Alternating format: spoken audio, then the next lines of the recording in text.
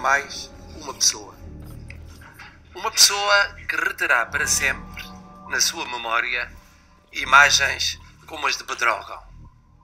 Pedrógão rodeado pelo fogo, com um autarca perdido a confessar que só na manhã seguinte descobriria quantos corpos estavam naquelas casas a arder ali mesmo ao lado. Ou as histórias dos populares a combaterem fogos em desespero, tantas vezes isolados. Ou a aventura generosa daquelas colunas de bombeiros, vindas do outro lado de Portugal, para lutarem noite fora em terrenos e condições acabadas de conhecer.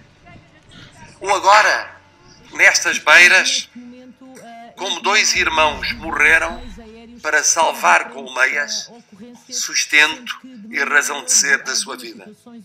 Ou uma aldeia, várias aldeias, tocaram o sino a rebate, reuniram os anciãos na igreja e fizeram aquilo que se fazia há 100 anos para apagar as chamas. E o heroísmo de milhares de operacionais, como as corporações de bombeiros, que há pouco saudei, e de muitos lugares que sozinhos tiveram de resistir pelas suas terras e pelas suas gentes. E ainda dezenas e dezenas de testemunhos de perdas de tudo, dos avós aos pais, aos filhos, aos netos, aos maridos, às mulheres. Mais de 100 pessoas mortas em menos de 4 meses em fogos em Portugal.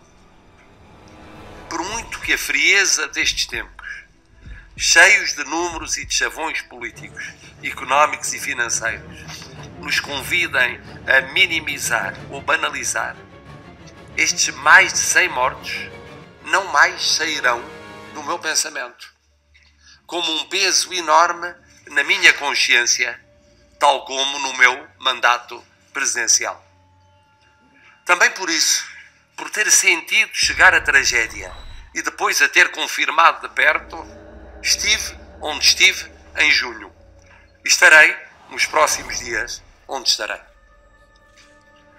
Se falei aos portugueses primeiro como pessoa, foi para tornar bem claro que sempre, e mais ainda em tempos como estes, olhar para os dramas de pessoas de carne e osso, com a distância das teorias, dos sistemas ou das estruturas, por muito necessário que possa ser, é passar ao lado do fundamental, na vida como na política. E o fundamental é o que vai na alma de cada uma e de cada um dos portugueses. Mas mais de 100 mortos em menos de 4 meses, sendo um peso na consciência, são igualmente uma interpelação política. Uma interpelação política ao Presidente da República, que foi eleito para servir incondicionalmente os portugueses. Para cumprir e fazer cumprir uma Constituição que quer garantir a segurança e a confiança dos cidadãos. Ora, se há realidade que objetivamente ocorreu com estas mortes e estas duas e tão diferentes provações de um verão interminável, foi a fragilização de muitos portugueses. Não vale a pena negá-lo. Ficaram fragilizados perante aquilo que se lhes disse ou ouviram sobre a floresta e décadas de desordenamento ou incumprimento da lei. Ficaram fragilizados perante o que lhes pareceu ser a insuficiência de estruturas ou pessoas em face de condições meteorológicas, dimensão e natureza de fogos tão diferentes daqueles a que estavam habituados. Ficaram fragilizados perante leituras dos relatórios sobre Pedrógão, em especial a do relatório da Comissão Parlamentar Independente, que acentuam dúvidas, temores, preocupações. Ficaram fragilizados perante nova tragédia, 3 dias depois da divulgação do relatório, e por isso mesmo antes de ações possíveis por ele recomendáveis. Ficaram fragilizados perante a crescente denúncia de autarcas relativamente à criminalidade impune, porventura existente na base dos fogos. Ficaram sobretudo fragilizados perante a ideia da impotência da sociedade e dos poderes públicos em face de tamanha confluência de catástrofes no tempo e no espaço. Claro que uma tal fragilidade foi ou é, em muitos casos, excessiva ou injusta, atendendo à extensão das áreas atingidas, à virulência dos fogos e, em particular, à abnegação, ao heroísmo dos que a pé firme estiveram mobilizados 5 meses seguidos ao serviço da comunidade. Mas o certo é que a fragilidade existiu e existe e atinge os poderes públicos e exige uma resposta rápida e convincente. E agora? Agora que se junta a interpelação dos que prematuramente partiram à exigência indignada dos que ficaram, o que pode e deve dizer o Presidente da República? Pode e deve dizer que esta é a última oportunidade para levarmos a sério a floresta e a convertermos em prioridade nacional, com meios para tanto, senão será uma frustração nacional. Se houver margens orçamentais, que se dê prioridade à floresta e à prevenção dos fogos. Pode e deve dizer que, por conseguinte, deve haver uma convergência alargada, porque os governos passam e é crucial que a prioridade permaneça. Pode e deve dizer novamente que espera do governo que retire todas, mas todas as consequências da tragédia de Pedrógão, à luz das conclusões dos relatórios, em especial do relatório da Comissão Parlamentar Independente, como de resto o Governo se comprometeu publicamente a retirar. Pode e deve dizer que espera que nessas decisões não se esqueça daquilo que nos últimos dias confirmou ou ampliou as lições de junho e olhe para estas gentes, para o seu sofrimento, com maior atenção ainda do que aquela que merecem os que têm os poderes de manifestação pública em Lisboa.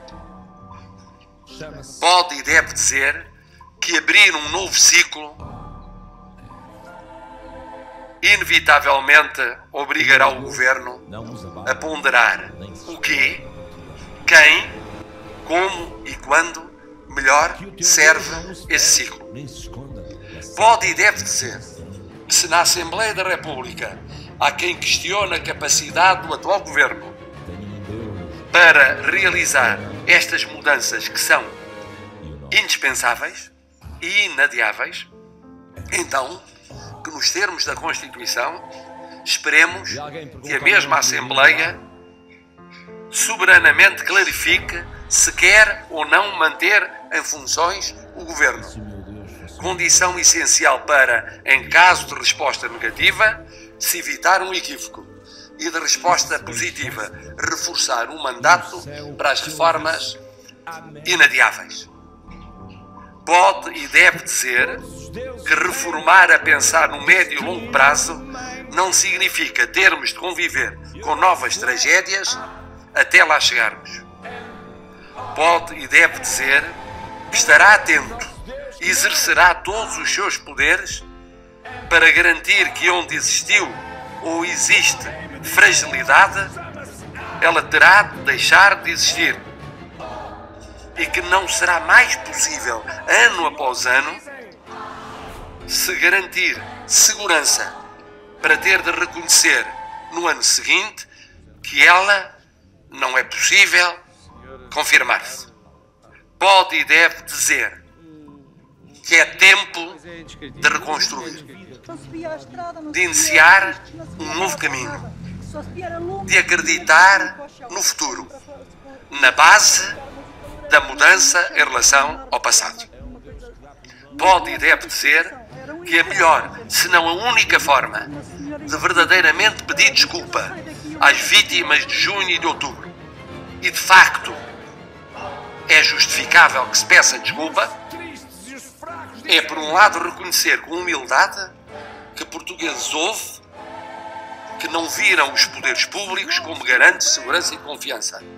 E, por outro lado, romper com o que motivou a fragilidade ou motivou o desalento ou a descrença dos portugueses. Quem não entenda isto, humildade cívica e ruptura com o que não provou ou não convenceu, não entendeu nada do essencial que se passou no nosso país. Para mim, como Presidente da República, o mudar de vida neste domínio é um dos testes decisivos ao cumprimento do mandato que assumi.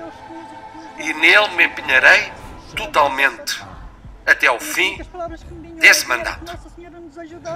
Impõe-no milhões de portugueses, mas impõe-nos sobretudo os mais de 100 portugueses que tanto esperavam da vida no início do verão de 2017 e não chegaram ao dia de hoje.